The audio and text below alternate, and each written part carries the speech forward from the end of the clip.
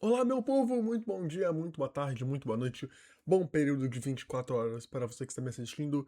Sejam muito bem-vindos a mais um vídeo aqui do canal em que nós analisamos ativos do mercado financeiro para concebermos e estudarmos acerca dos números das empresas e de possíveis teses de investimento.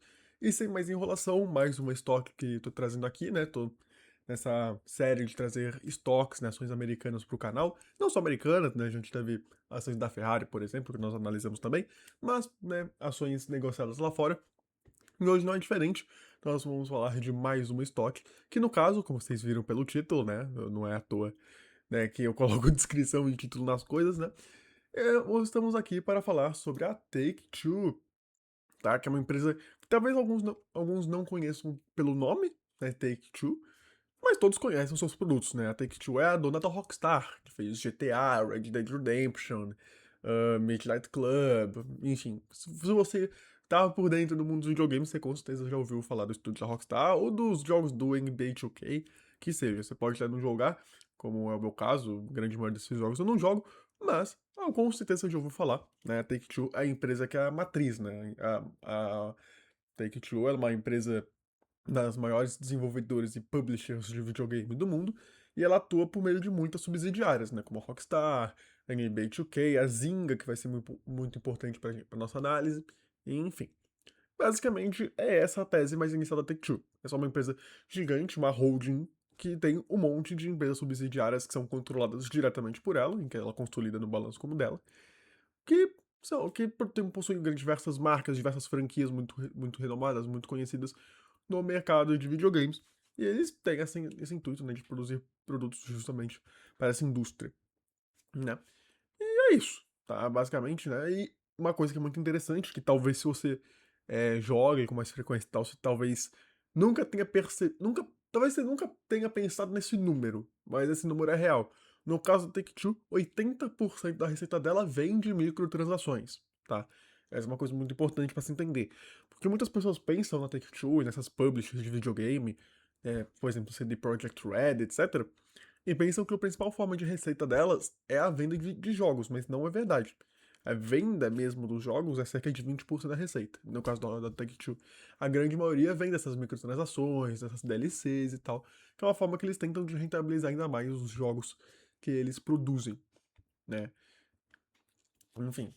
Então essa é uma coisa muito importante de ter em mente, não só para, né, se entender um pouco mais até a indústria, né, até mesmo por uma questão de consumidor, né, se você joga, você sabe como tem microtransação cada vez mais nesse meio, mas também para entender uma coisa muito importante que o pessoal fala, né, que quando você fala de Take-Two no sentido de investimento, muitas pessoas falam do tal do trade GTA 6, né, que pra quem não é por dentro do mundo dos games, só uma explicaçãozinha, GTA 5 que é que é uma edição que é a quinta edição, né, da franquia GTA, que é, acho que dá pra afirmar de uma forma bem certa que é a maior franquia de videogames da história, né, talvez não seja a maior da história, jogo, mas a franquia com certeza é mais conhecida, muito provavelmente.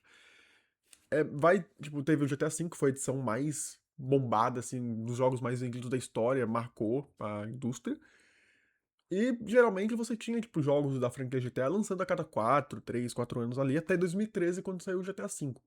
Desde então, como o GTA V virou uma coisa muito fora de série, a Rockstar, em vez de demorar 3, 4 anos pra postar um novo jogo, eles não lançaram até hoje.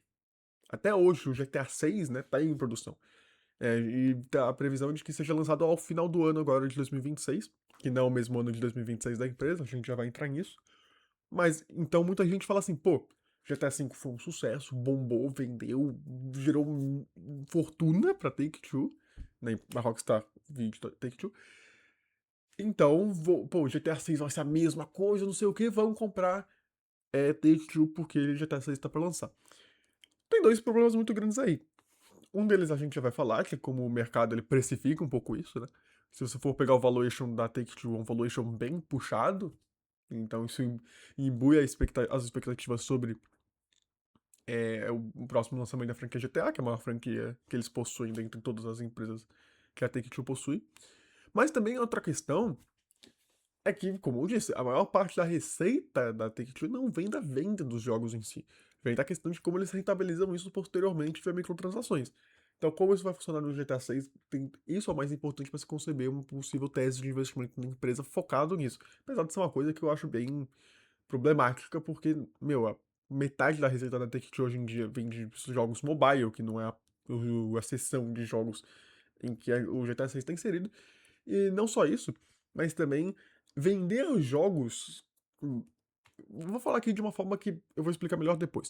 Mas vender jogos, apesar de compor 20% da receita, não dá nenhum dinheiro pra Take-Two de forma indireta, no final das contas. Principalmente quando é um lançamento forte. Por exemplo, um jogo muito aguardado e tal.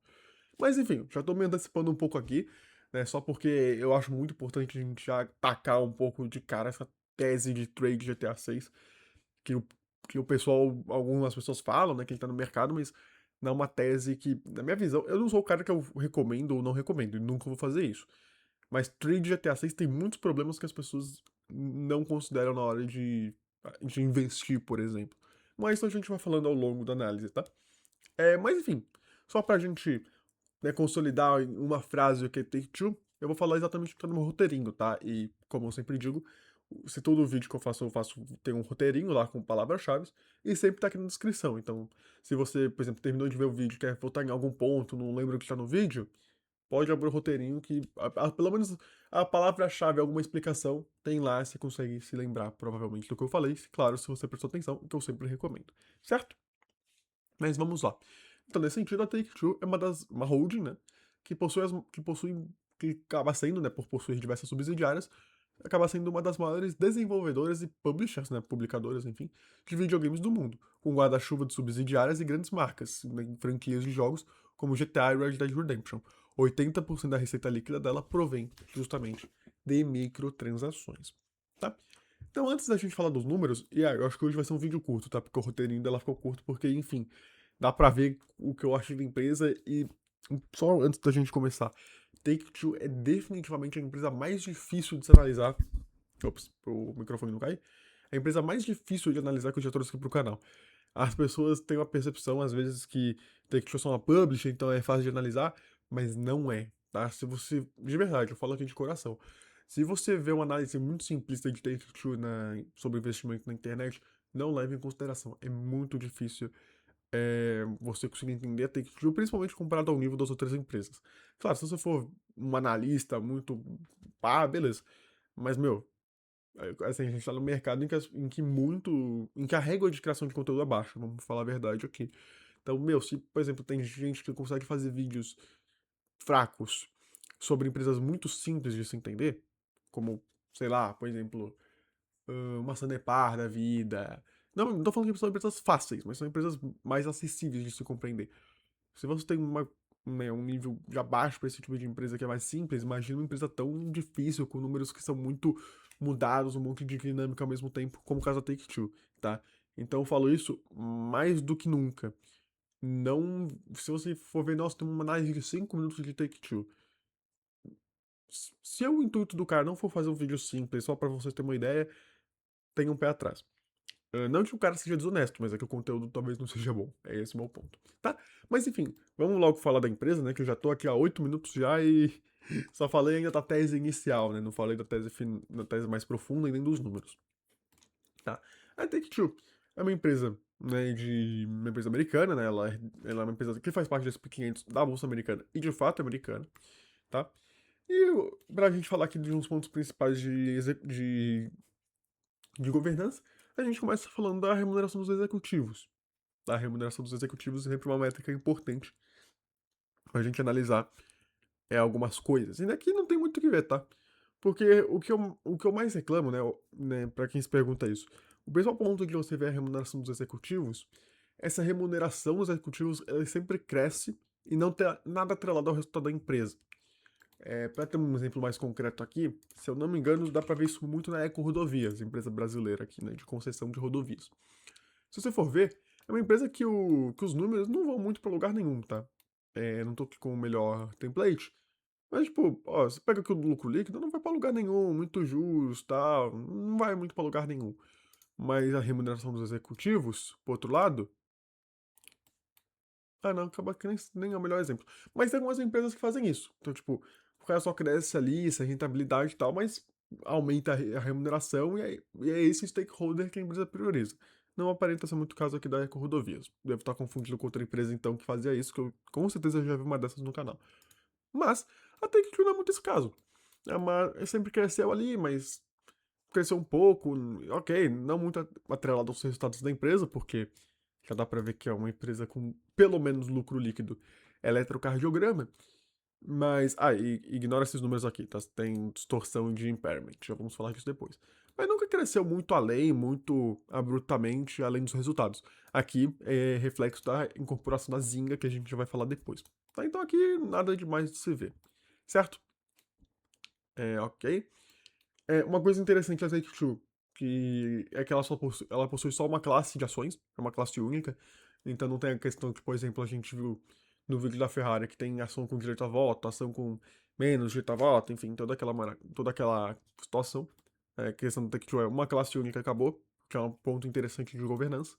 Esse é, né, um análogo do que, por exemplo, é o novo mercado. Claro, o novo mercado é muito mais do que só isso, mas já é uma coisa interessante de se ver.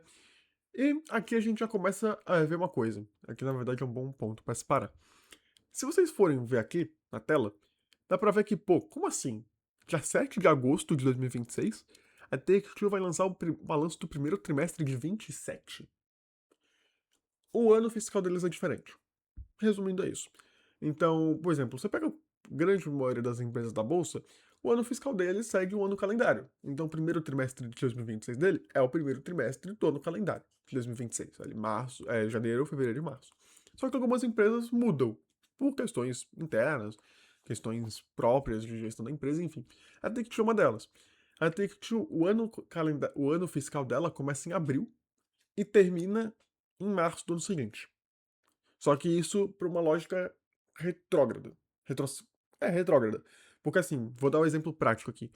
Para ela, para Take-Two, nós estamos no ano fiscal de 2026. Né? Do dia 1º de abril de 2025 até o 31 de março de 2026 é o ano fiscal da, da Take-Two. E no momento nós estamos no quarto trimestre de 2026 na perspectiva da Take-Two. Hoje eu digo 22 de fevereiro de 2026, que é quando eu tô gravando. A partir do dia 1º de abril, a Take-Two vai entrar no ano fiscal de 2027, tá? Então é assim, se você tá no ano, ela sempre vai estar, basicamente ela sempre vai estar um ano à frente, né? A partir de abril do ano calendário, ela vai estar no primeiro trimestre do ano calendário seguinte pra gente, e assim vai, tá? Isso com uma questão um pouco de dinâmica da indústria, tá? Porque a indústria de videogames ela costuma ser mais forte nos quarto trimestres calendário, que no caso é o terceiro trimestre dos anos fiscais deles. Tá? Eles fazem esse ajuste, pelo que eu entendi, também para ver, né, porque eles geralmente lançam ali bem no final do ano, né, assim, final de dezembro, final de novembro, enfim. Aí também é interessante você jogar isso um pouco pro início do ano seguinte, porque esse impacto ainda vai ser sentido. Você colocar tudo isso no mesmo ano fiscal. Faz mais sentido para a contabilidade e para você analisar os resultados da empresa, já que né, ela é tão forte nesse final de ano que transpassa também um pouco para o primeiro trimestre do ano seguinte, ano esse calendário. Por isso que ela incorpora o primeiro trimestre do ano calendário seguinte no ano fiscal, no mesmo ano fiscal da grande maioria do ano calendário anterior. Certo? Mas vamos lá. E aqui nós temos aqui receitas. Ela é uma empresa que, apesar de ser da indústria de videogames, né, que é uma indústria global, ela tem boa parte da receita concentrada nos Estados Unidos, acaba sendo o padrão dessa indústria de jogos, tá? E liquidez não tem nem muito o que falar, né? A liquidez da Bolsa Americana é bem alta e aqui não é diferente. No menor dia é papo de, acho que uma ação hoje tá o quê? Quanto? $200. Pô, no pior dia é 200 milhões de dólares. Assim, no pior dia, ó, 465 mil ações negociadas, tem um volume já financeiro bastante alto. Então, liquidez não é um problema. O que é um problema, contudo, entretanto, todavia, é esse gráfico aqui de ações em circulação. Esse gráfico aqui não é distorcido, tá? Não tem questão de falha de ajuste e não tem questão, por exemplo, que nem da Shake Shack, que foi o último vídeo que eu fiz, que, tem duas classes de ações, aí tem conversão de um para o outro, só que o gráfico só incorpora ou uma classe. Não, aqui, como eu disse, desde sempre foi só uma classe de ações, então isso aqui é o gráfico real das ações da Take-Two. Desde 2005, que foi quando eles abriram capital, né, fizeram IPO, 166% de evolução da base acionária. Ou seja, o acionista ele foi diluído em 166%. Tá? Ou seja, é como se antes você tinha. Vou pegar o número aqui, que tá aqui mesmo, né? Só tirar a casa dos milhões. Antes tinha 70 milhões de ações, agora é 185. Então já mostra que o acionista ele tem, 40% basicamente da fatia do bolo que ele tinha 20 anos atrás. Então essa já é uma coisa para ficar alerta, né? Por que, que a empresa faz tanta follow e dilui tanto acionista? Porque se para o acionista ficar no 0 a 0 nesse meio tempo, a empresa tinha que ter multiplicado o seu lucro por 2 vezes e meia, para ele ter ficado no 0 a 0. Então a empresa poderia ter evoluído 2 vezes e meio o lucro, mas ele teria ficado com o mesmo lucro por ação ao longo desses 20 anos, porque ele foi diluído tanto. Aí que vem a pergunta: por que essa diluição acontece? Qual o intuito dessa diluição? Uma diluição que gera valor para o acionista ou não? Geralmente, diluição nunca é uma coisa muito boa para o acionista, tá? Diluição pode ter seu papel estratégico, por mil motivos que seja. A empresa pode estar com problema de liquidez, né? Com alto juro e tal, aí emite. Mas sempre tem que, para o acionista aceitar ser diluído, para ser uma boa acionista ser diluído, sempre tem que ter uma boa motivação por trás, tá? E isso é uma coisa que a gente vai ver na Take-Two que é bastante problemático, porque eles emitem ações. Eu já vou falar aqui um pouco, tá? Eu ia deixar um pouco de suspense, mas já vou falar. Ao longo do tempo, se você for pegar os números da Take-Two, eu vou aqui pegar a agenda da aba que tá aberta, tá? Vamos pegar, né, 30 anos no meu template. Você vê que a receita aumentou bastante, né, nesse meu tempo. Bora aí, site. Tá complicado aqui. Mas, ó, saiu de 1,2 bilhão em 2005 para 6 bilhões e meio. Então, quadruplicou a receita, né? Um pouco, não, quintuplicou a receita, minto. Quintuplicou a receita. Por quê? Porque a Take-Two, ela usa a emissão de ações, né? Ela dilui o acionista para conseguir comprar outras empresas, né? Essa é uma das estratégias principais da Take-Two. Ela não é uma holding que tem um monte de estúdios. Ela vai adquirindo muitos deles. Né? Alguns ela desenvolve, por exemplo, a Rockstar, ela não comprou, ela mesma fundou a Rockstar. Mas alguns estúdios, por exemplo, acho que o estúdio do NBA 2K é um exemplo, eles adquiriram. Só que eles não adquirem tipo, gastando dinheiro via caixa. Eles geralmente adquirem pagando com ações da própria Take-Two. E é assim que ela cresce, diluindo acionista. O que já é uma coisa para se ficar alerta, né? Porque nunca é interessante você crescer diluindo o acionista. O que é interessante de você crescer como empresa é você conseguir se consolidar, você conseguir melhorar seus números e entregar uma rentabilidade, um impulso de lucro líquido e lucro operacional que seja para o acionista. Só que se você faz isso diluindo justamente o acionista, você não está gerando um ganho para ele. Porque você quer, ok, duplicou o lucro, mas você duplicou a base de ações, então não vai mudar nada para ele. A empresa melhorou, rentabilizou não sei o quê, mas ele está lá diluído ainda. Então, para o acionista não mudou nada. Então, essa já é uma coisa para ficar de olho. Existem casos em que a empresa pode crescer é, e manter rentabilidade, rentabilizar bem e gerar valor para o acionista.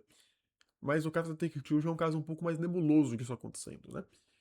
Porque a Take-Two, eu já vou entrar um pouco nos principais problemas da Take-Two.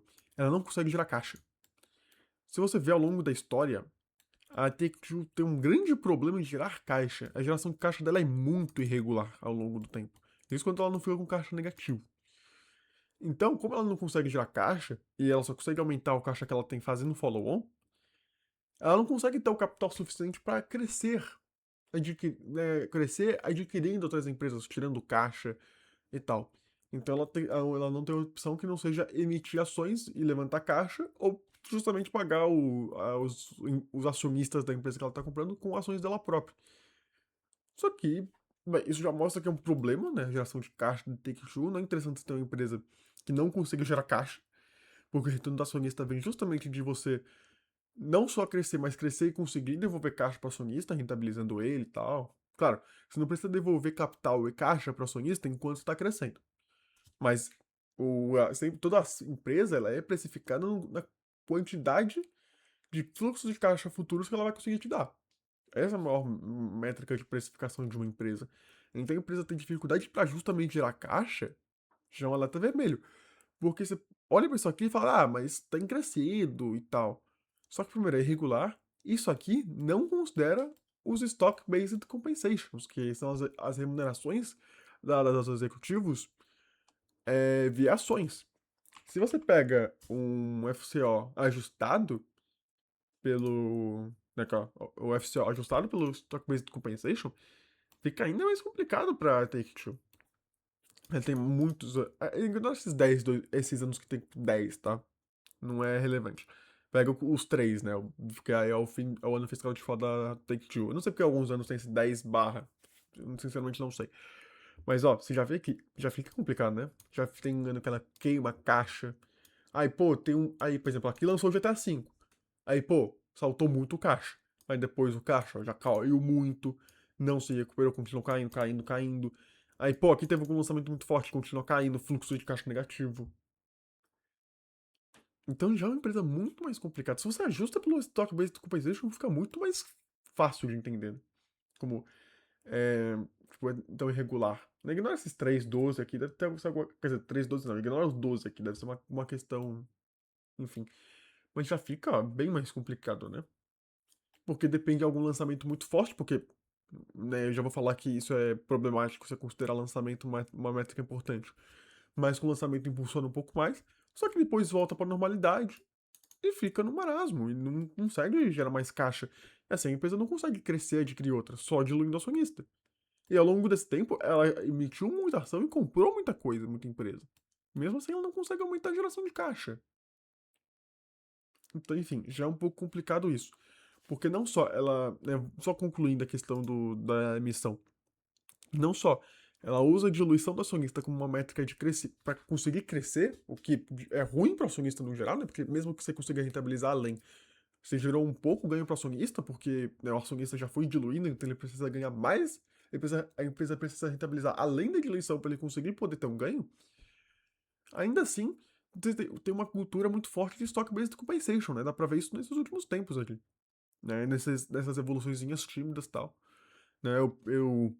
Se você for ver, dá pra ver que tem tipo uma espécie de. Todo ano tem um stock-based compensation na casa de 1, 2%. Ou seja, cada ano você dilui o acionista em 1, 2%. Além da diluição que você já faz pra tentar crescer a companhia, que você não consegue muito melhorar os números, como a gente viu aqui. Então, já por aqui já dá pra ver que não é uma empresa muito interessante, né? Óbvio, não é à toa que eu dei essa nota baixa aqui, né, de 2 estrelas. Que é uma empresa que, pra crescer, ela só consegue crescer. Como ela não consegue gerar caixa, já é muito grave. Ela tem que diluir acionista, só que ela dilui acionista crescendo, só que ela não consegue crescer gerando caixa, né? Fica esses números extremamente, né, eletrocardiograma, instáveis. E ao mesmo tempo, claro, a gente já vai contextualizar melhor esses números, tá? Mas enfim, ela não consegue crescer gerando caixa, ela só consegue crescer diluindo acionista, ou seja, ela dilui e não consegue gerar caixa, é o pior dos dois mundos para o acionista, e ainda assim ela tem uma forte demanda de stock-based compensation, que se você ajusta pelo caixa, você destrói ainda mais o caixa da empresa. Porque ela já não é uma empresa que consegue gerar muito caixa, e dilui acionista por conta do ciclo de expansão, mas ainda assim tem um fator adicional de que tem uma forte remuneração por ações, que você obviamente tem que emitir para você pagar os executivos. Então, mesmo que a remuneração direta dos executivos não seja muito alta, por stock-based compensation, você acaba gerando uma diluição muito forte para o acionista, né? Então, ela faz tudo isso para não ter que tomar dívida, porque ela não, porque você fala, ela dilui o acionista, mas por que ela então não toma dívida? Porque o operacional dela é errático. Ela não consegue gerar um operacional forte e sólido. Então ela não pode ter uma geração de dívida forte, porque se ela levantar dívida num contexto em que o operacional dela é errático, ela não consegue estabilizar um patamar sólido de lucro operacional, ela vai ter o bottom line destruído. Porque no ano que tiver mais fraco o lucro operacional, por qualquer motivo que seja, já que não dá muito pra entender, mas a gente já vai falar o porquê. Quando vier um número ruim, já vai ter um número ruim no lucro operacional, mas ainda vai ter um débito forte de resultado financeiro depois. Aí destroça ainda mais o número da empresa. Para ela não incorrer nesse risco financeiro de pagar juros e tal, já que o operacional dela não é sólido, ela incorre em diluição e emissão de ações, né? Só que para isso, né, ela dilui acionista diluindo acionista, mesmo que ela consiga crescer, como ela cresce e não consegue gerar caixa, ela só dilui o acionista sem rentabilizar de uma forma muito interessante e ainda fazendo stock-based compensations que diluem mais ainda o acionista, mesmo se não tem nenhuma expansão. Como, por exemplo, a aquisição da Zynga, né? Esse salto aqui foi resultado da aquisição da Zynga. Certo? Enfim, já falei um pouco até da questão da empresa, né, como um todo. Um pouco aqui, né? Já daria uma minha análise aqui. Mas vamos falar de todo o resto da companhia, tá? Já cantei um pouco a bola aqui, então nem sei muito. Quer dizer, tem bastante coisa pra falar, mas muito vai voltar no que a gente acabou de falar aqui. Tá? E esses relatórios da Take-Two não estão aqui à toa. Certo? Mas vamos lá. Uma coisa importantíssima pra gente ver na Take-Two, antes de qualquer coisa, de se aprofundar ainda mais nos números, é entender uma coisa. A receita líquida não é a melhor métrica para você acompanhar a evolução da receita própria da empresa. Por um motivo simples. Lembra que eu falei que 80% da receita da companhia provém de microtransações?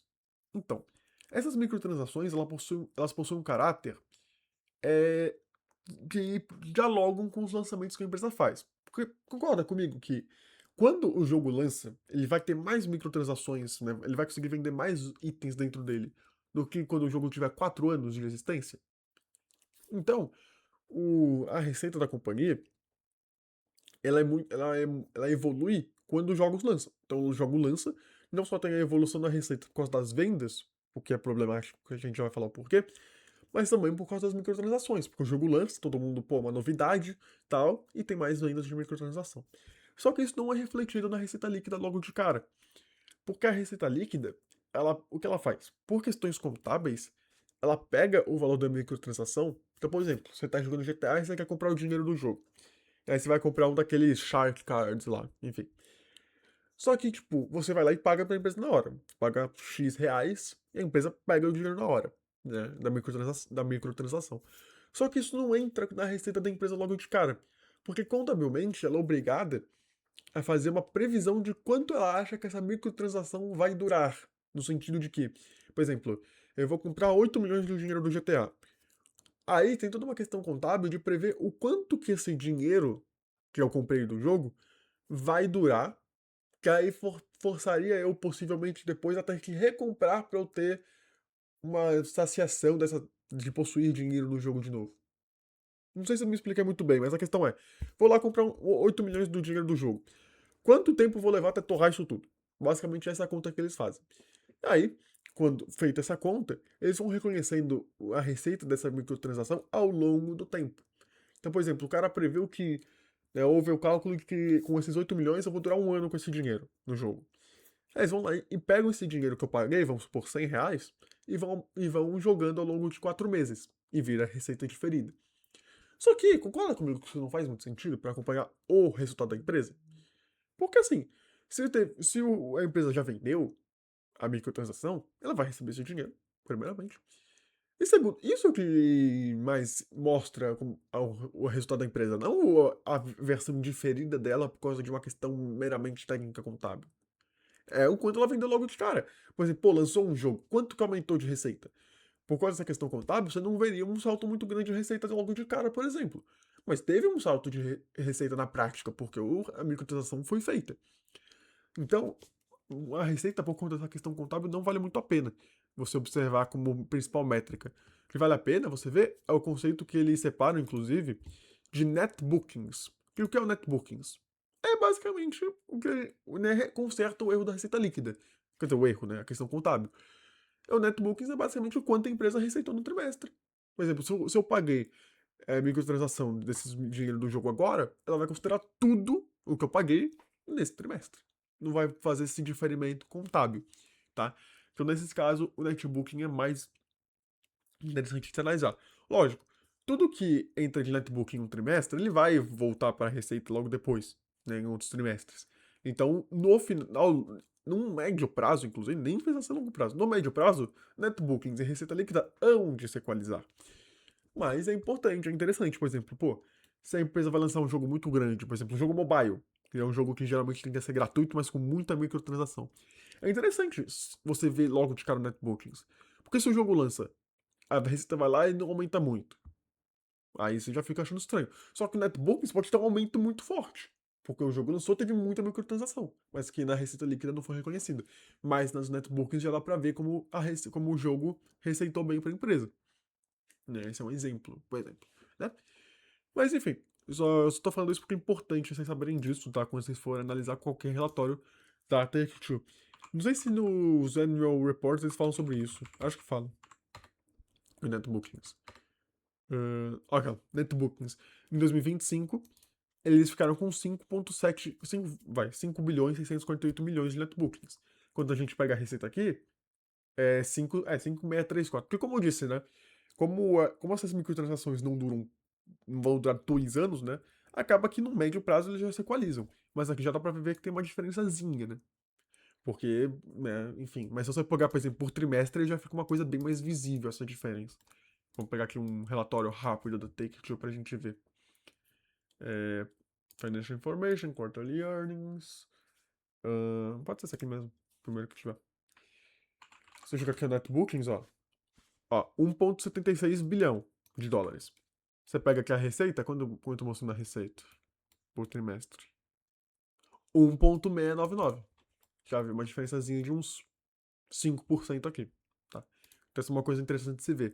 Ah, mas Netbookings tá falando uma coisa e receita líquida outra. É por causa disso, tá?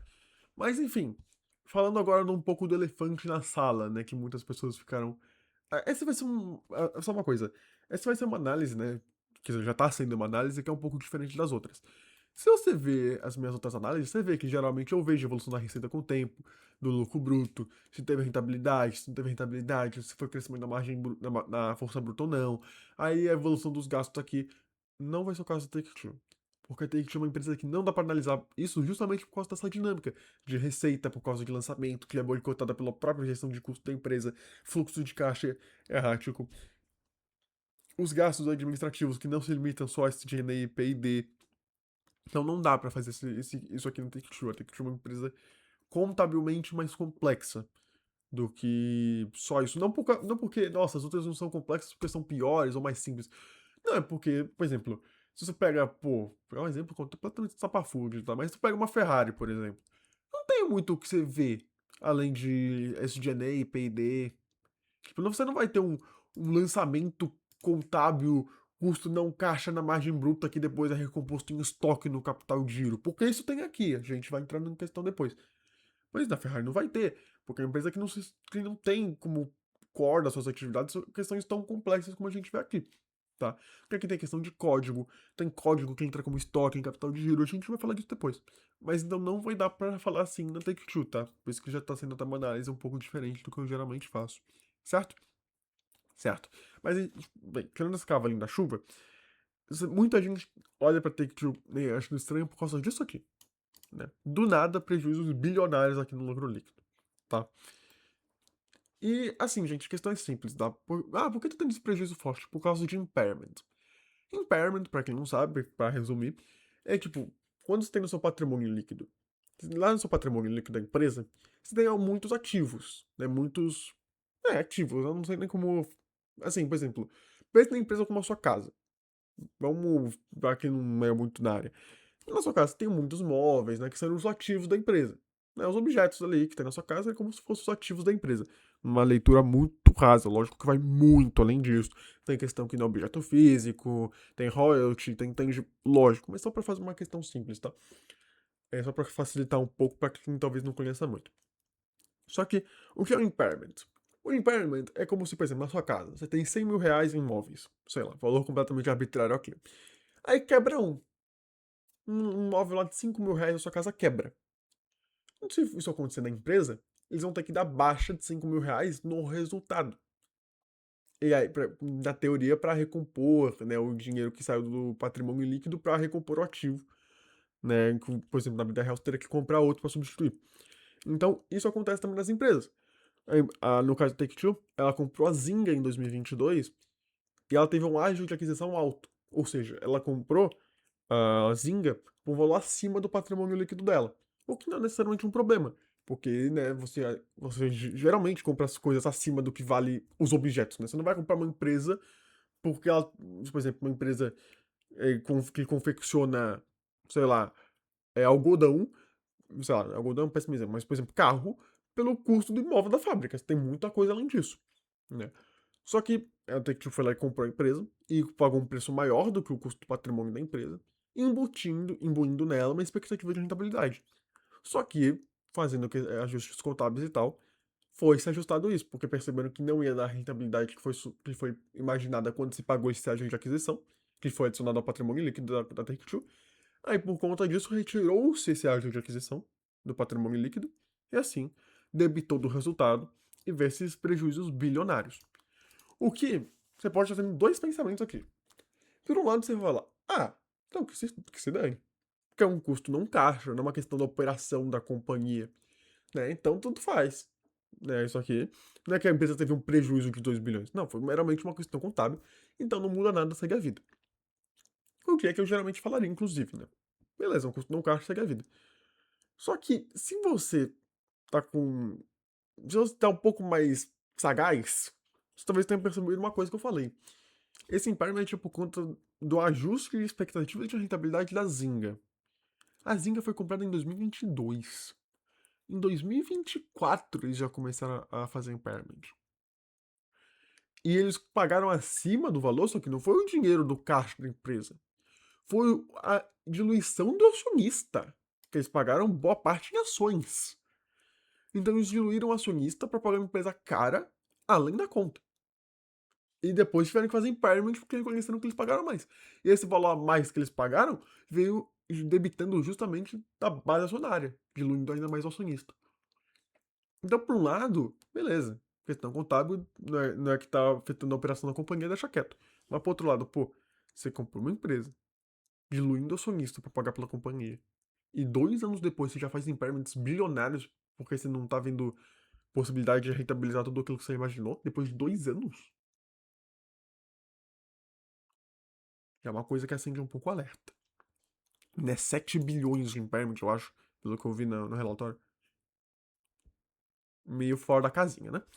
Enfim, vamos lá. Agora vamos lá falar sobre a DRE da empresa propriamente dita, né? Porque até aqui a gente falou de diluição, um pouco de ação de caixa, netbookings, impairments, algumas questões de governança.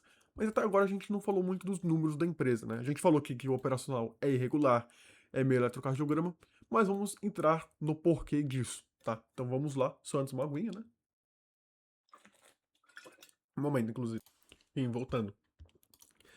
Vamos lá falar da DRE então da companhia, certo? E pra isso, vamos pegar. Eu não vou pegar nem o de 2020, o do ano fiscal de 2025, tá? Vamos pegar o de 2023, que eu acho que é o melhor ano pra entender um pouco da minha concepção. Porque assim, a Take-Two poderia fazer uma análise um pouco mais histórica da companhia. Né, até que eu vou fazer um pouco, né? Eu trouxe números mais. Ah, não peguei os números de 2014? Ops, deixa. Vou pegar. Enfim, depois eu pego. Mas, eu acho que o melhor número pra gente ver é o de 2023, tá? Então, o 2025. Não, 2025, porque eu vou introduzir um conceito aqui. Tá, vamos lá. Qual é o ponto da Take-Two? É produzir e vender jogos e rentabilizá-los via microtransações. Certo? Isso parece uma coisa muito mais. Que seria muito mais simples na DRE, só que não é o caso. Tá? Vamos até aqui a questão de custo bruto, margem bruta da companhia, né? A margem bruta da companhia você pode ver que teve um aumento, né, ao longo do tempo, de 2024 para 2000, quer dizer, de 2024 para 2025. Só que já chama atenção uma coisa, tá? A linha de custos brutos da companhia não é tão simples quanto parece.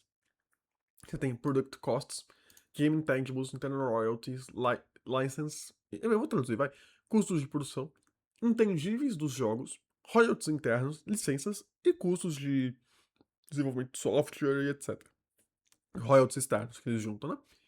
Aqui tem duas linhas que são importantíssimas você entender da Take-Two. Que são essas duas aqui. Primeiro, uma salva de palmas pro cara que faz o PDF Take-Two, pelo amor de Deus. Cara, eu vou fazer, vou selecionar uma palavra e ele seleciona a página, enfim, que seja. Que é Game Intangibles e Internal Royalties. O que são esses dois custos? Vamos lá. O Internal Royalties é o principal problema com a tese do trade GTA 6, que a gente falou mais cedo. Qual é o ponto do Internal Royalties? O Internal Royalties é um custo da companhia que é basicamente bônus pros funcionários, né, pros programadores, enfim, que seja, toda a equipe de funcionários deles, pra quando tem algum lançamento forte, etc. É basicamente isso, tipo, um bônus pros funcionários. Só que isso aqui aprofunda a destruição da... Não destruição, vai, mas como é muito difícil você gerar valor pra companhia aqui. Que o pessoal fala, não, que a gente vai lançar GTA 6 na empresa e, pô, vai vender bilhão, vai vender pra cacete, porque, pô, GTA 5 faturou 1 bilhão em 24 horas. Então GTA 6, pô, vai ser um arraso e, pô, vou conseguir a rentabilidade daí. Não vai acontecer isso não, tá? Porque, vamos pegar o exemplo de 2014, do ano fiscal de 2014, que foi quando saiu o GTA 5, também foi um estouro absurdo, etc e tal. Vamos lá. 2014 realmente foi um dos primeiros anos, foi um ano em anos que teve lucro operacional. Você pega os anos anteriores, né, tava um lucro basicamente de 0 a 0, um lucro muito baixo. Quer dizer, né, um lucro bem errático, etc e tal, né? Enfim, em 2014 teve um lucro muito forte, comparado aos outros, né? Tanto de margem quanto de número, depois eu pro prejuízo, enfim. Né, mas teve uma receita muito mais forte e um lucro operacional muito mais forte, ok. Mas se você for pegar o número, não é tão bom quanto parece, porque olha aqui. Vamos lá, para essa mesma linha. Eles não colocavam dessa forma, mas vamos aqui. Ué, cadê? Eles colocam. Ah, eles colocavam em outro lugar. Vamos jogar Internal Royalties. Fica mais fácil. Pegar o Ctrl F, né, da galera. Olha aqui. Em 2013, o Internal Royalties foi quando, né, não teve nenhum lançamento muito forte. Foi. Ah, nossa, tá muito ruim no vídeo ainda. Pera aí. Deixa eu colocar bastante zoom. Não, 500% aí ficou demais. Ele foi 2% do restante da empresa. Ou seja, em 2013 eles receitaram 1,2 bilhão e 20 milhões foi para internal royalties. Só foi 20 milhões para os funcionários por participação no lucro e tal. Né? 20 milhões. Em 2014, no ano fiscal de 2014, né? Saiu o GTA V, né? GTA V saiu ali no final de 2013. Então entrou no ano fiscal de 2014. Olha o salto do custo. Saiu de 24 milhões o internal royalties para 530. Isso aqui foi GTA, tá? A grande maioria disso foi GTA. Calma, mas teve NBA 2K 2013 também. Então, grande parte disso aqui foi GTA. Então, subiu 1,1 bilhão a receita, mas metade disso foi embora nos royalties internos da companhia. Metade. Metade. E não só metade, mas a gente tem que lembrar. Teve muito custo para se fazer o jogo. Então, metade da receita do jogo em si, de vendas. Claro, tem parte de microtransação aqui. Mas a maior parte foi venda, porque o GTA Online, que teve microtransação, demorou pra sair e tal. Metade, um jogo que demorou pra fazer, foi caro pra fazer. Metade da receita de venda dele, que foi o que impulsionou a receita no curto prazo, metade dessa venda foi embora no internal royalties. Então não é tão simples quanto falar, nossa, vai sair o jogo, vender pra caramba e, pô, vou lucrar com isso. Negativo. A estrutura de custo da companhia tem uma cultura muito forte de você remunerar muito bem o funcionário. O que ok, tamo junto, legal, não sou contra isso. Só que isso come muito da geração de valor que um jogo produz pro acionista. Porque, pô, teve um lançamento muito forte que quase dobrou a receita, mas boa parte dessa dobro de receita foi comido pelo Nintendo Royalties. Aí no ano seguinte, quando não teve mais um GTA V sendo lançado pra compensar, isso já voltou pro prejuízo. Entendeu? E aqui é mais ou menos a mesma coisa desde então. Você pega, não tem uma evolução muito sólida. Tipo, vai lá, enfraquece, aumenta e depois volta a cair. E aqui a gente pode ver que, nossa, mas tá negativo por causa né, do impairment. Mas se você tirar o impairment, o EBITDA tá zero. O EBITDA nos últimos anos tá zero, negativo. Esse ano começou a ficar em 500 milhões, que é o mesmo patamar que tava 10 anos atrás. Só que agora com uma base muito maior. Só que agora com uma base de receita muito maior e com uma base acionária também muito maior. Então, já é um pouco complicado se pensar nisso, né? Então essa já é uma coisa. Como o internal royalties é uma coisa que você tem que ficar de olho. Porque se tiver um lançamento muito forte, não vai gerar muito valor pro acionista por causa disso. Só que não só disso, como a gente vai falar depois. E o que são os Game Intangibles? O Game Intangibles, eles são a amortização dos ativos que são feitos ao longo da produção dos jogos. Como assim? Quando você está produzindo um jogo, eu falei um pouco no vídeo da Ferrari, é análogo ao que eu falei no vídeo da Ferrari. Mas aqui é com jogos. Quando você está produzindo um jogo, você acaba gerando o que contabilmente se considera como ativos intangíveis que são amortizados ao longo do tempo. Então, por exemplo, você está lá fazendo o GTA V. No GTA V você pode. GTA 6, vai. No GTA 6 você vai poder dirigir carros. Quando você for dirigir o carro lá, os programadores da Rockstar, né, da Take-Two, enfim, eles vão desenvolver um sistema de direção pro carro no jogo, um sistema específico pro jogo. Só que isso acaba entrando como um ativo da empresa. A empresa desenvolveu um sistema que ela vai utilizar posteriormente para vender no jogo dela. Só que como é um ativo que não vai durar para sempre, porque o jogo não vai durar para sempre, é um ativo que vai sendo amortizado ao longo do tempo. E o Game Intangibles é isso. É o lançamento dessa amortização do ativo produzido durante a produção do jogo, já no custo bruto da empresa. Só que você pode falar, pô, mas então isso é um custo num caixa, porque é uma mera amortização de um ativo. Só que esse ativo já foi feito. É um custo meramente contábil, não um custo caixa, porque ele não está gastando 811 milhões para amortizar os ativos. Os ativos já estão feitos. Só que é um custo não caixa, eu posso reconciliar, então a rentabilidade dispara, porque isso aqui é uma mera questão contábil. Não, também não. Por um motivo muito simples. É só a gente ir para os cash flows, né? Para o fluxo de caixa da companhia. Cadê aqui? Cadê as. Opa, espera aí que já passou. Ué, não passou não? Onde que tá essa porcaria? Ah, não, pera, tá aqui, ó. Página 68. Não, 8 não, 68. Aqui. Qual o ponto? É um ponto que eu já falei um pouquinho atrás, né? Se eu for pegar o DFC, que é o DFC, né, que é o fluxo de caixa da companhia. É um custo não caixa, certo? Certo. Só que não é muito bem assim, não. Porque, olha aqui. Porque você pode olhar, pô, é uma amortização, só que ele não entra no CAPEX, né? Você pegou com o CAPEX, é só uma compra de alguma coisa ali e tal. Então não é uma coisa que entra como CAPEX. Então é uma coisa que eu posso reconciliar. É uma amortização que não precisa ser reposta no CAPEX. Então não faz, né? Não. Porque nesse caso, contabilmente, os códigos do jogo, eles não são considerados investimento. Como você precisa do código para fazer o produto, ele é considerado estoque do produto. Ele é considerado puramente estoque. Então ele entra no capital de giro aqui.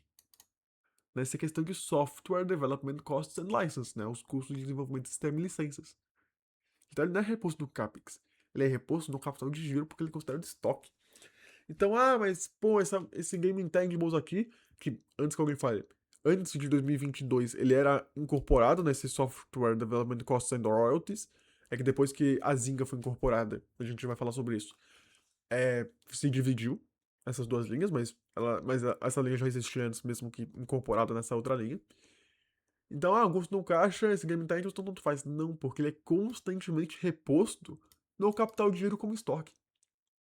Então não dá pra você simplesmente ignorar isso como um custo, porque mesmo que não seja um custo, mesmo que não seja um custo caixa, ele acaba voltando no FCO como custo caixa para esse gasto de amortização hoje existir também no futuro. Entendeu? A lógica? Então, tipo, um custo não caixa, tá, mas se você simplesmente não repor, você não vai ter novos jogos, você não precisa repor. E ele já é reposto direto no capital de giro, direto no FCO.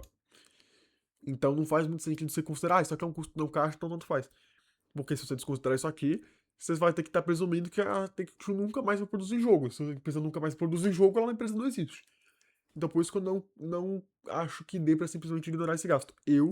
Na minha análise, eu simplesmente consideraria isso aqui 100%. Porque eventualmente você vai ter que repor algo perto disso. Talvez um pouco abaixo, como nesse ano, né, que isso foi 690 milhões. Mas algo muito próximo disso você vai ter que repor pra você produzir novos jogos no futuro. Certo? E aqui, ó, tava até uma queda, né? Em 2024 foi 1,3 bi, mas aqui ainda entra a questão dos impairments, tá? Os impairments também bagunçaram um pouco. Porque esse game Intangibles muito é de jogo mobile, por causa da aquisição da Zing e tal. Ainda tá meio bagunçado isso. Então, mas caiu principalmente esse ano por conta dos impairments que já estão acontecendo, aí bagunçaram a base do que amortizar nos jogos. A coisa tá um pouco bagunçada. Mas eu não desconsideraria essa linha de custo de forma alguma, né? Principalmente na perpetuidade. Talvez nesses anos agora, né? 2023, 2024, 2025, 2026, anos fiscais, né?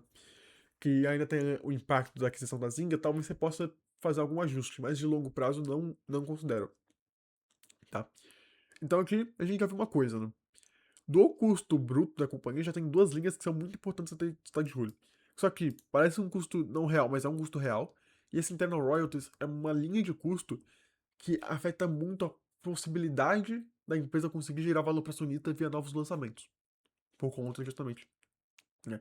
Essa dinâmica que eu já demonstrei quando saiu o GTA V. Quando saiu o GTA 6, essa mesma coisa. Tá? Só que antes que alguém venha falar, tipo, nossa, Fernando, que absurdo, você acha que não deveriam remunerar os funcionários? Não estou falando isso. Muito pelo contrário. Eu acho louvável que uma empresa tenha tanto apreciação pelos seus funcionários ao ponto de remunerá-los bem, por um bom lançamento. Eu não sou contra uma cultura dessa. O ponto é, primeiro, nós estamos vendo sob uma perspectiva de acionista, então a gente tem que considerar nossos interesses ou potenciais interesses aqui também. E segundo, não é isso que destrói a empresa. Só por isso. Não é só isso. Se isso fosse uma coisa isolada, seria uma coisa pra ficar, pô, né? Meio ruim, mas talvez seja uma coisa de cultura, pra incentivar a empresa, pô, remunerar bem os funcionários, você retém os melhores funcionários, você conseguiria, teoricamente, rentabilizá-los melhor, né, e gerar mais valor. Só que aí, isso entra em conluio com uma outra coisa, que são os custos administrativos da companhia. Que, olha isso aqui, eu vou ter que pegar o de 2023, que é o que tá aqui, pra ficar mais claro. Página 47. Não, 7 não, 47. Não é 47? 47, pô, tá aqui. Abriu certinho. Olha aqui, se você for pegar. Não, peguei de 2025. Perdão. Aqui é o de 2023. E tá aqui, página 41. Se você for pegar. Ok, margem bruta caiu de 2022 para 2023 por causa da aquisição da Zynga. Vou falar logo da aquisição da Zynga, né? Eu ia deixar pra depois, mas já tô falando tanto, melhor já falar. O que é a Zynga? A Zynga era uma empresa de capital aberto, né, da Bolsa Americana, que era uma grande. Quer dizer, continua sendo, né? Porque a empresa existe, tem comparado da Take-Two. É uma grande desenvolvedora e publisher de jogos de videogames também, só que focadas no mundo mobile. Sabe, jogos de celular? É isso que ela faz. Só que em 2022, né? Acho que no início de 2022 ali, final do ano fiscal de 2022, a Take-Two incorporou essa empresa. Ela comprou a Zynga, pagando boa parte em ações. E agora a Zynga faz parte da Take-Two e consolida na receita da Take-Two. Por isso que, inclusive, teve esse salto de receita, né? A gente vê, ao longo do tempo, que a Take-Two não tende a crescer muito receita de forma estável por conta própria. Ela tende a crescer muito com lançamento, com novas compras de empresas, né? Claro, tem a dinâmica de lançamento, então quando tem um lançamento mais forte, ela receita um pouco mais. Mas na perpetuidade, no longo prazo ali, ela não tende muito a crescer receita por conta própria. Que não seja, por exemplo, por um lançamento muito abrupto, como no caso de, por exemplo, Red Dead 2, é, o próprio GTA V, né? Que dobrou basicamente a receita. Tirando isso, ela não cresce muito por conta própria, porque tanto que lançou GTA, cresceu muito, mas depois voltou ao normal. Então ela não tende muito a crescer na CNTP, que não seja por grandes lançamentos. Ela tende a crescer fazendo a aquisição de outras empresas, né? Que ela consolida outra empresa e aumenta a receita. Por isso que teve esse salto aqui de 2022 para 2023. Foi a incorporação da Zynga. Tanto que hoje, metade da receita da Take-Two é de jogos mobile. Que é outra coisa, né? Porque esse trade de GTA 6 não faz muito sentido, né? Pô, como você vai falar que uma empresa que tem metade da receita vindo dos jogos mobile vai ser disruptada na receita, uma evolução muito forte de receita por causa de um jogo que não é mobile, né? Claro, vai aumentar bem a receita, mas não vai ser um divisor de águas. Assim como não foi o GTA V, né? Que, pô, o GTA V dobrou a receita por um ano, mas depois voltou normal, o lucro caiu. Então, é uma empresa que não consegue muito manter a evolução de resultados de forma estável né, ao longo do tempo, tá?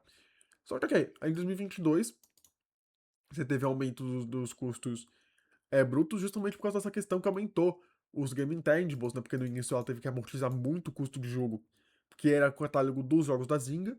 Aí com o tempo essa amortização vai caindo um pouco, né? Tanto que já caiu bastante de 2024 para 2025, mas tende a se estabilizar em algum patamar e eu creio que é próximo desse patamar que tá hoje, tá?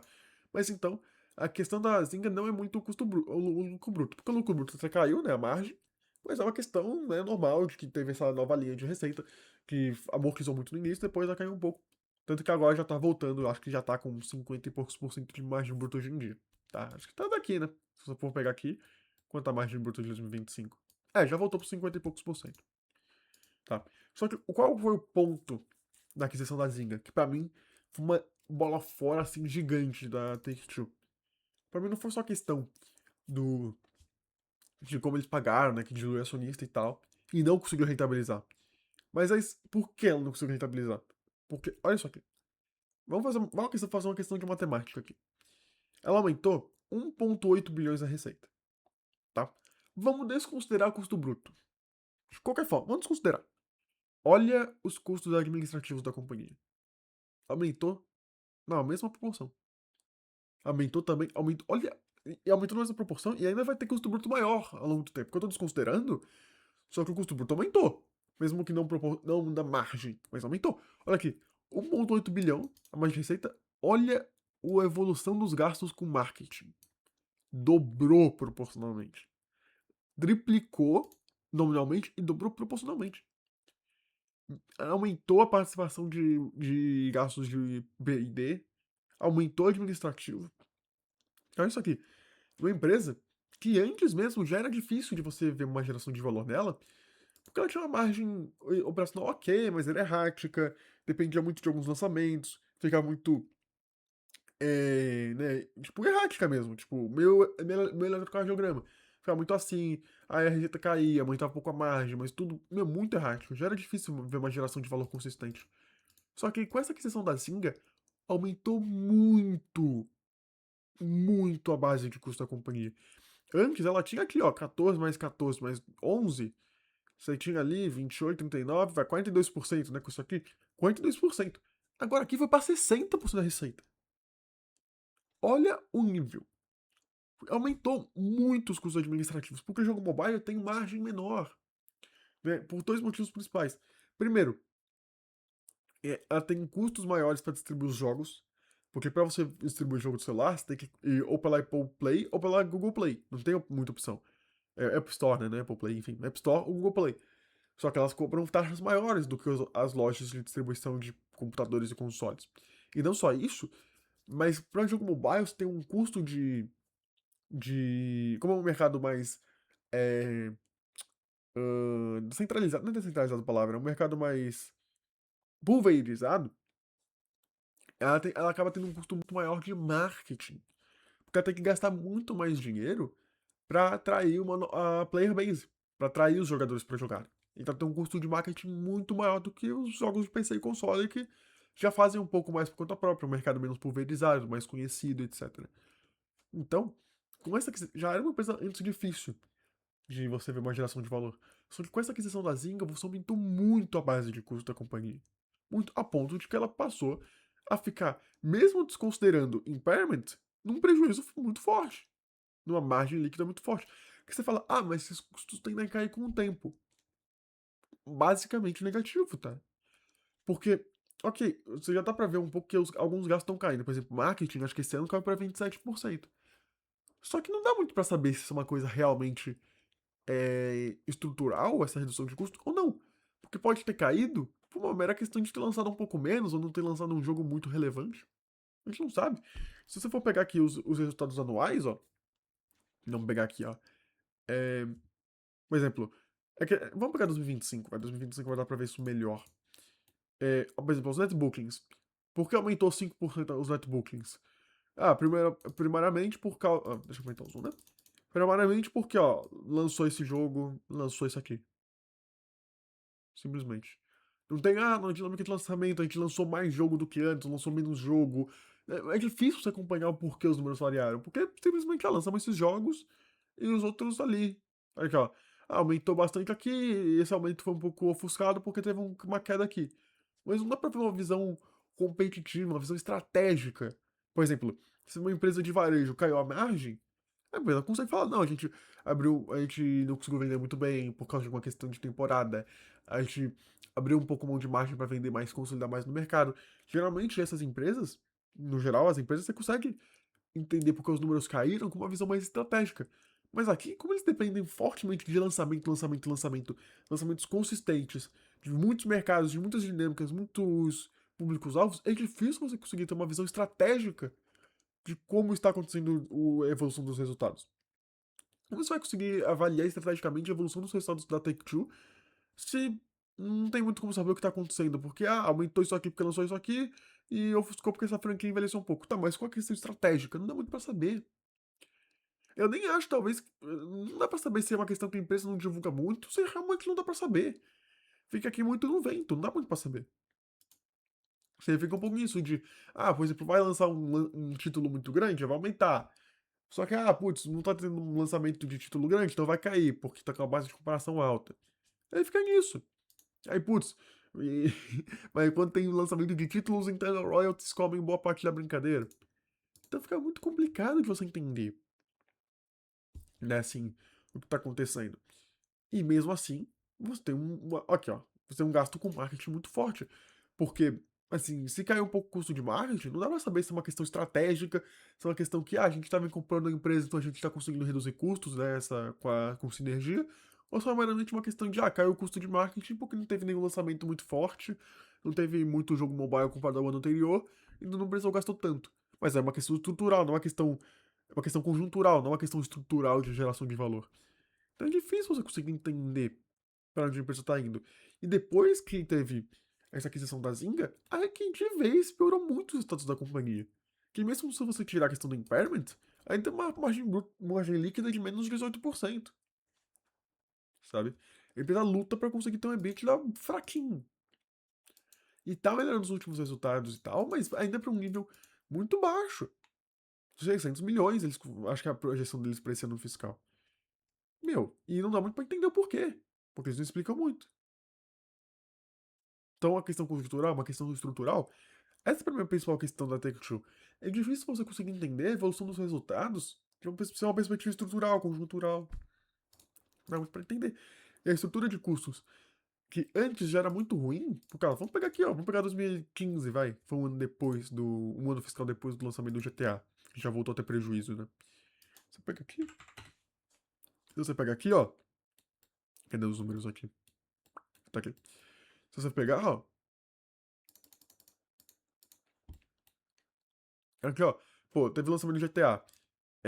Já diminuiu a margem bruta. Você já teve um custo maior de marketing.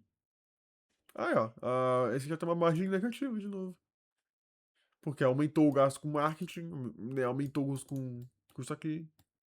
Ó, aí de 2015 pra 2014, você diminuiu os royalties internos, ó. Só que nem diminuiu muito, né, ainda por cima. Só que, tipo, ok, os outros custos também caíram, sim, só que aí a receita caiu muito mais, porque já parou de vender tanto. Né? Não tem mais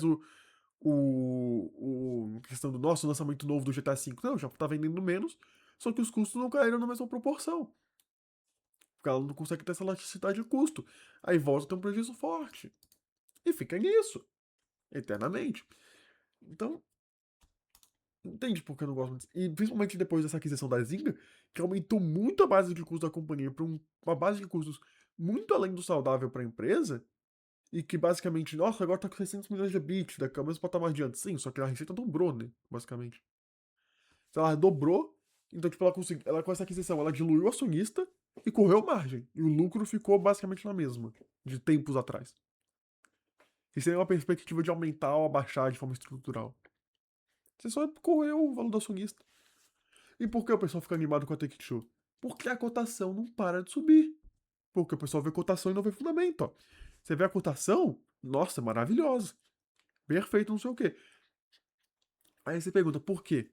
Por quê? Qual é a tese do por que tá crescendo a cotação? Por causa do trade GTA 6. Só que você pega, qual é o EV da companhia tá 38 bilhões. Só que ele não consegue gerar 600 milhões de EBITDA no ano normal, eles estão penando, depois de ficarem anos e anos e anos no prejuízo, eles estão penando para conseguirem ficar com 600 milhões de EBITDA.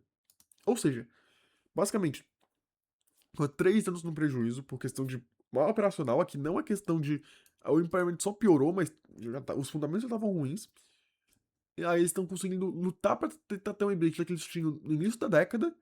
E que aqui já foi um resultado forte, um pouco extraordinário. E se pra eles conseguirem voltar a 600 milhões, eles estão fazendo um valuation de EV/EBITDA de 70. E isso considerando com o EBITDA de um ano. Não é um EBITDA que consegue se sustentar como a gente tá vendo no histórico da companhia. A empresa não consegue sustentar um EBITDA tão forte por muito tempo. Vai subir, vai cair. E tá tendo um EV/EBITDA de 70, que é um valuation muito acima do mercado. Pra qualquer empresa. Você pega uma empresa super high quality, como o Race, né, Ferrari, o EV/EBITDA dela é 20, mano. Pô.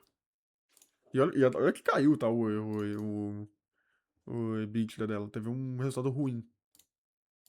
Tipo, de fechamento, assim. EBITDA. Não. Ué. Confundi com outra empresa. Enfim, mas de qualquer forma, tá? Enfim, não importa confundir a empresa. O ponto é, o valuation de uma empresa high quality, não sei o que, é 20. Então, tipo, aqui, o que tá acontecendo aqui, tio, é uma questão de que, por que tá crescendo muito a cotação? Porque deu imbuindo uma expectativa de resultado do Take-Two por causa do lançamento do GTA 6 completamente irreal. Tá tendo um delírio de mercado aqui, claramente.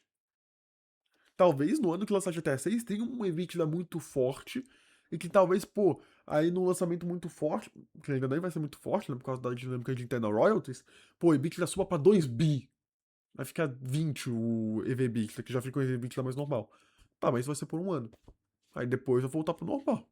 Então, assim, o pessoal fica, nossa, mas tá subindo muita cotação. É, porque o pessoal tá colocando uma expectativa de EBITDA muito alta, até mesmo no melhor dos cenários. Que se acontecer, vai ser por um ano e depois nunca mais vai se manter. Sendo que, né, você não deve fazer um valuation com base no resultado de um ano específico, sendo que os outros vão ser muito abaixo. Então, só que o pessoal não percebe isso, o pessoal fica, não, tá crescendo, olha como cresceu, quintuplicou desde a época. Pô, mas os resultados não evoluíram. Quer dizer, até evoluíram em questão de EBITDA, mas continuam sendo muito fracos. Os resultados continuam sendo ruins. Continua sendo um lucro operacional muito instável, com base de custos administrativos muito altos, com uma instabilidade muito grande, sem perspectiva de melhora estrutural, né, com decisões questionáveis, com diluição de acionista, que também, nossa, mesmo o EBITDA de 2020. Só que quanto aumentou a base acionária desde 2020? Aumentou 60%, meu. Então não adianta você ter o mesmo EBITDA de 2020 se desde 2020 você aumentou em 60% a base acionária.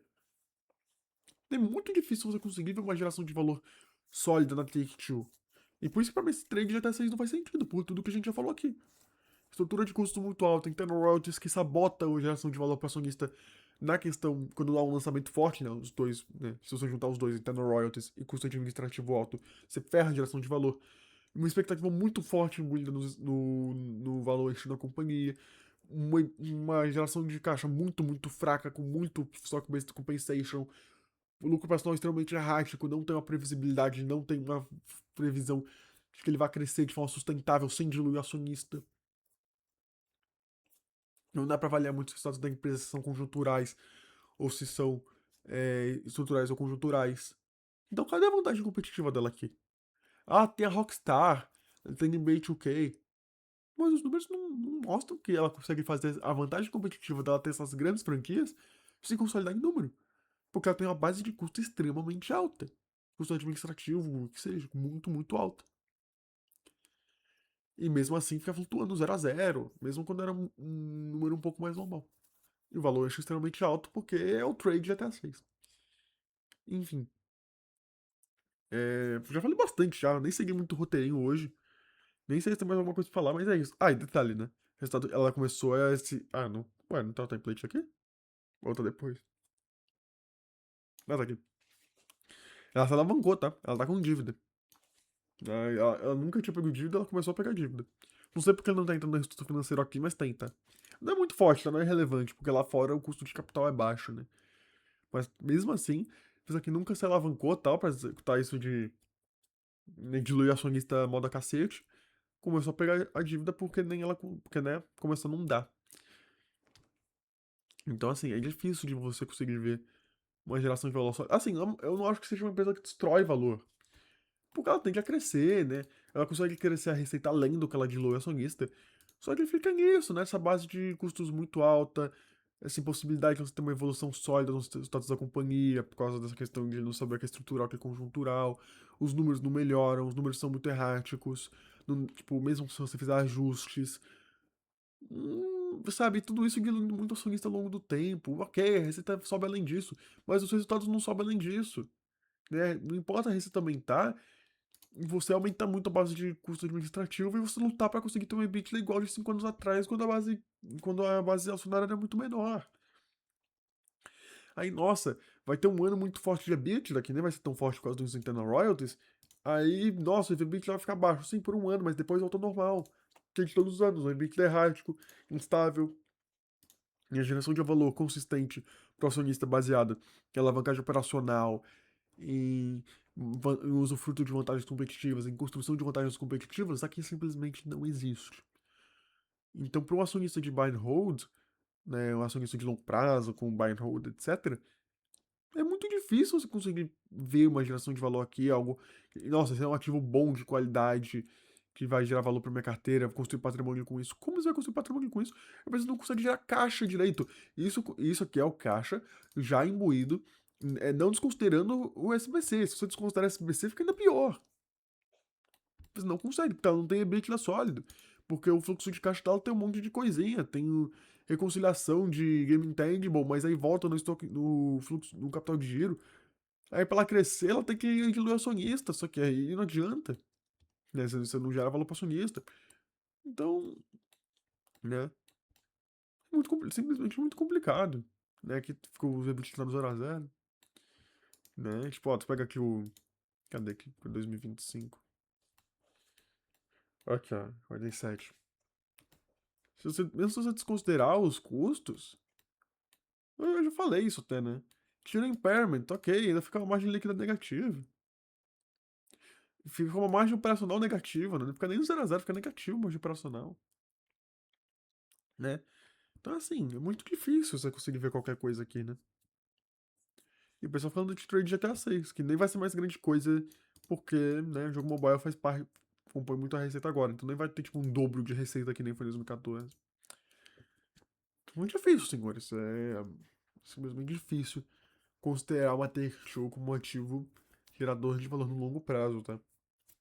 Enfim, voltando pro roteirinho, falar o que eu, né, desde o impairment o que tá no roteirinho pra, né, caso eu tenha pulado alguma coisa. Tem custos os do bruto forte, né, de Game Intangibles, consiste na amortização dos códigos desenvolvidos pelos programadores dos estúdios.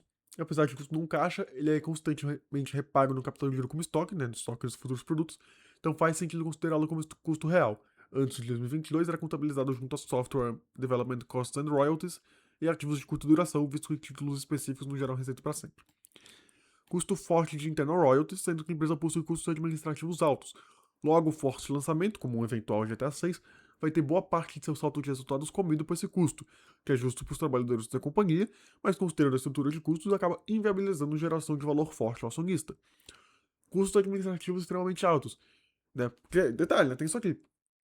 Os custos administrativos são mais altos que os próprios que o custo bruto da companhia, né? O custo bruto da companhia é 45%, ou seja, 45% da receita é basicamente para desenvolver jogo, e de custo administrativo você tem mais que isso. A empresa gasta mais no administrativo, no marketing, no administrativo e nas vendas, etc., do que no próprio jogo. Tá? Então, custos administrativos extremamente altos, 15% de administrativo próprio, né, o GNA, né, General Administrative, e além disso, com compra da Zynga, não só se diluiu o acionista pagando caro, gerando impairment, né, que foi o que a gente falou mais cedo, como também se comprimiu as margens, porque no mercado mobile tem as platform fees, que são mais altas do que nos outras lojas, né, de consoles, PC, etc. E se levou muitos custos administrativos também, né? O sales and marketing, como vocês podem ver aqui, saltou para 30%, antes era 15, né? 14, 15. Então, e esse é um custo essencial para atrair player base para os jogos, e não tem muitas perspectivas de cair de forma sustentável, né? Sem ser por questão de ter menos lançamento, com o tempo. Só pode cair sem lançamentos, mas é uma questão temporária.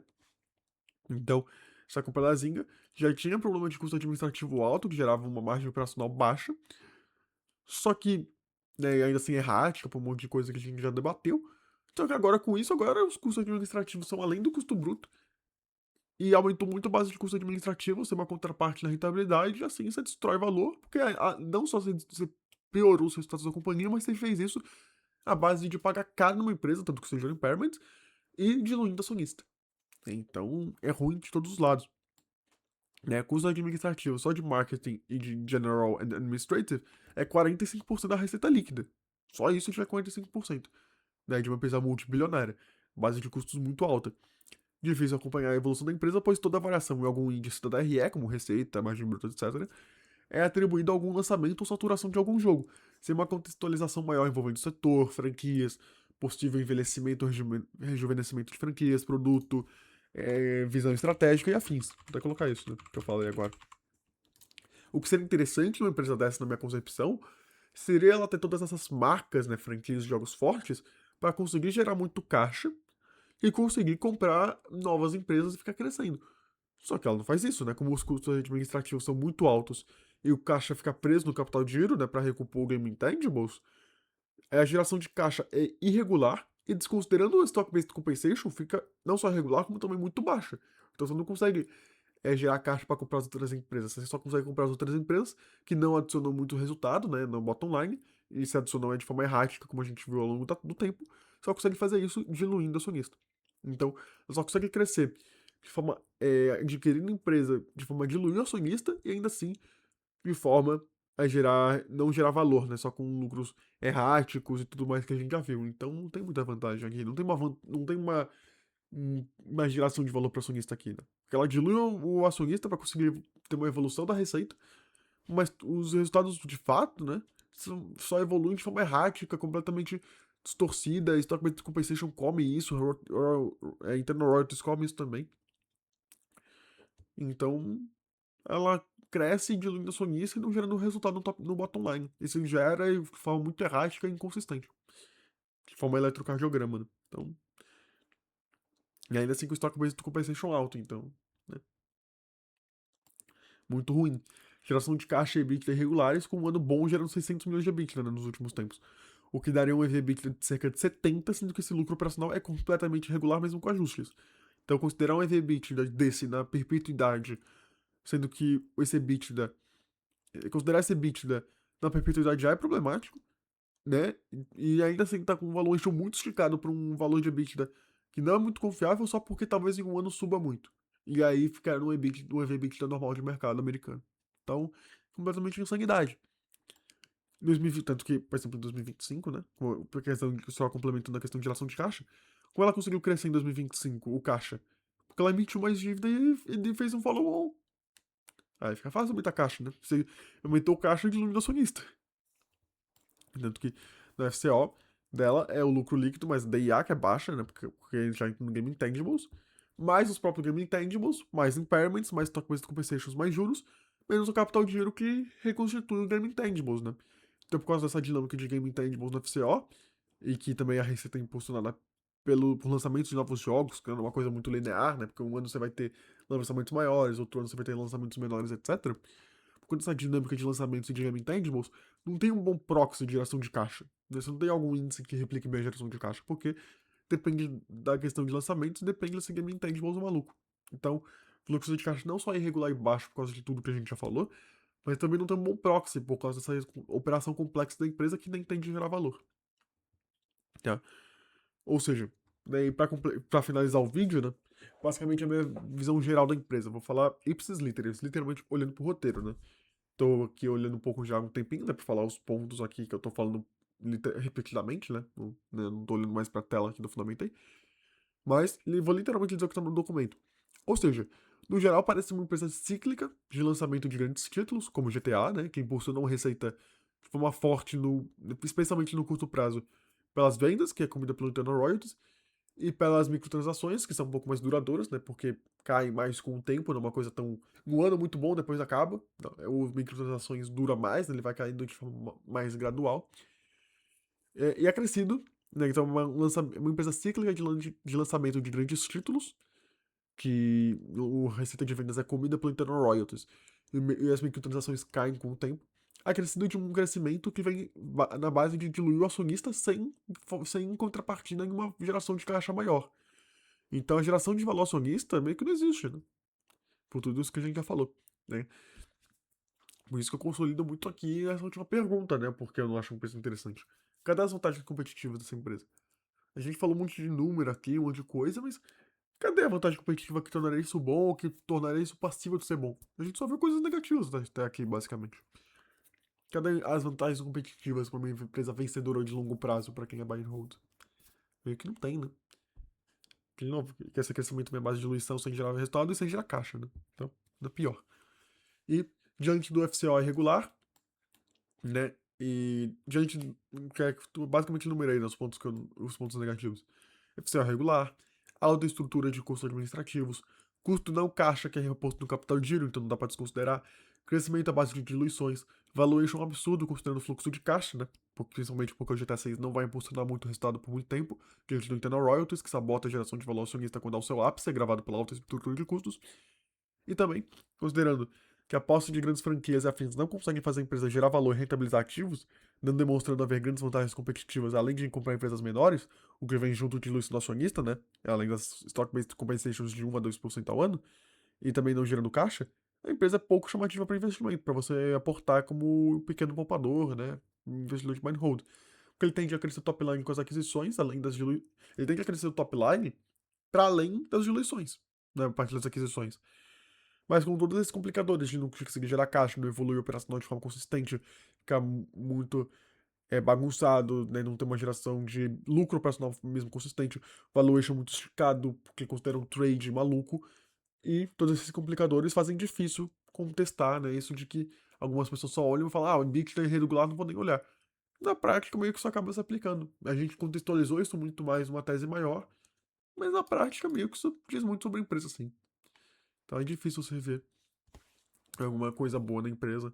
Para além disso, o pessoal entra nessa pira de trade GTA 6, mas o mercado já se posicionou frente a isso e, na minha percepção, se posicionou de uma forma muito, muito além da conta, muito inexplicável, tá?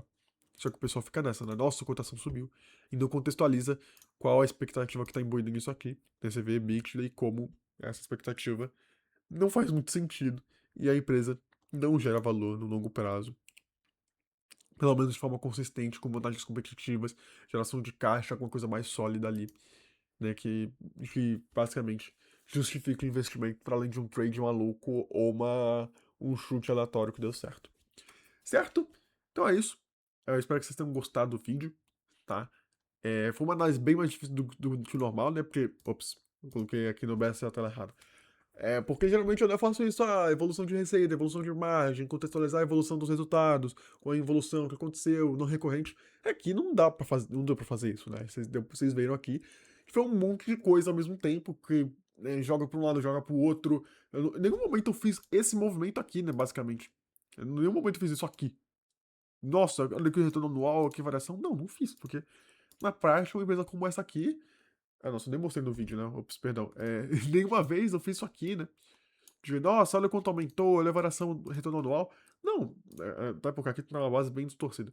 Que pegou o ano 12, que eu já falei que não é comparável. Porque isso aqui eu nem sei porque tá aqui, sinceramente. Mas enfim, basicamente eu não fiz essa evolução de resultados que em todos os outros vídeos.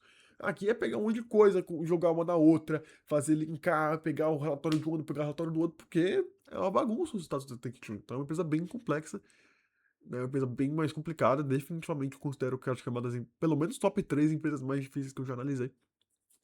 Mas tá aí. Eu espero que eu tenha ajudado vocês, né? Espero que eu tenha me feito. Eu espero que eu tenha explicado bem minha percepção sobre a empresa, minha análise da empresa. E por que eu não considero ela interessante para investimentos. Mas claro, se você discorda, se você concorda, se você tem alguma sugestão, crítica, elogio, sei lá, que seja, só deixar nos comentários aqui. Nós somos uma comunidade de estudos e ativos do mercado financeiro. Se você discorda, tem algum insight, putz, não tinha visto isso, Fernando, nossa, acho que eu vi uma coisa que você não viu.